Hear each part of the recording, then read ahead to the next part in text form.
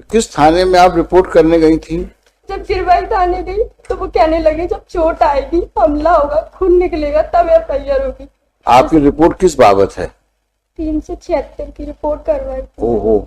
उन्होंने फिर से मुझसे साइन करवा लिए कि साइन करो, नहीं करोगी तो तुम्हारा एक छोटा भाई है 4 बहनों पे, उसे मार डालेंगे। तो मैंने साइन कर दिया।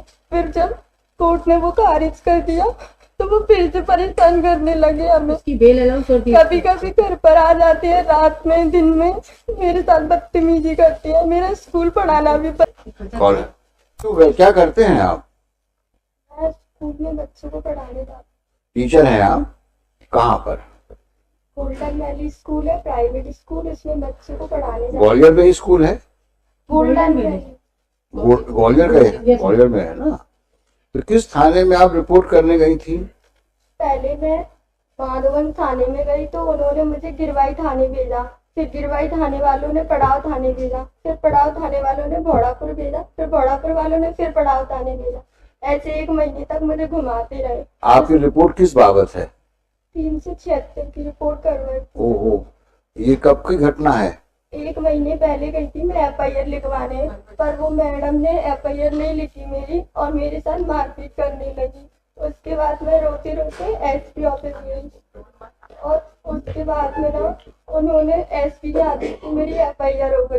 फिर भी वो मुझे रात में बोलने लगी 8 बजे कि तुम एफआईआर अभी भी करवाना चाहती हो, इतनी मार खा के तुम्हारी अकल ठिकाने नहीं आई। ऐसे फालतू फालतू बोलने लगी। मेरे जीजा जी मेरे साथ थे तो एफआईआर हो गई।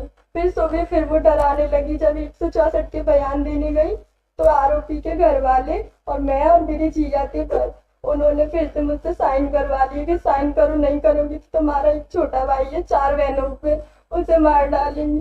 तो मैंने साइन कर दिया। फिर जब कोर्ट ने वो खारिज कर दिया तो वो फिर से परेशान करने लगे हमें। कभी कभी घर पर आ जाते हैं रात में, दिन में मेरे साथ बदतमीजी करते हैं। मेरा स्कूल पढ़ाना भी बंद करवा दिया उन्होंने। अब मैं घर पर बैठी हूँ, कहीं नहीं जा सकती। जैसे सहमति यानी सैंपल के लिए गई तो लड़के पीछा कर रहे हैं, स्कूल जाती हूँ तो पीछा कर रहे हैं। कभी भी घर पर आ जाते हैं मारने के लिए। जब गिरवाई थाने गई तो वो कहने लगे जब चोट आएगी, हमला होगा, खून निकलेगा तब एफआईआर होगी। जब वो चाटे मारते हैं और संजीदा मैम तो इतनी बेकार है, मुझे पैदल चलाने लगी। भोड़ापुर थाने से पड़ाव तक पैदल ही ले गई। दिन में घुमाने लगी जैसे कि धूप निकल रही और मुझे इस तरीके से ले जाने लगी और कहने लगी अगर तेरी अकल ठिकाने अभी नहीं आई, सीएम हेल्पलाइन पे मैंने शिकायत कर दी थी, उसे वापस नहीं लिया तो भिंडी तक ले जाऊंगी तुझे, ऐसे बोलने लगी। फिर मैं रोने लगी। मैंने कहा मुझे घर जाने दो, नहीं जाने दे रही। फिर मैंने अपनी एडवोकेट से बात की कि मैडम इनको समझा दो, ये मान नहीं रही। फिर उन्होंने बात की थी आई सर से। फिर मुझे 8 बजे घर छोड़ा गया। मेरी मम्मी भी रोने लगी, कहने लगी तो छोड़ दे, तो क्यों पड़ी है उनके पीछे, वो उस मैडम ने तेरा कितना कर दिया। फिर मैंने कहा तुमने उनसे पैसे लिए है ना, इसलिए तुम मुझे मारती हो। तो कहने लगी तू दे दे पैसे, फरियादी पार्टी भी पैसे दे दी, तू दे दे तो मैं उसे गिरफ्तार कर लूंगी, ऐसे बोलने लगी।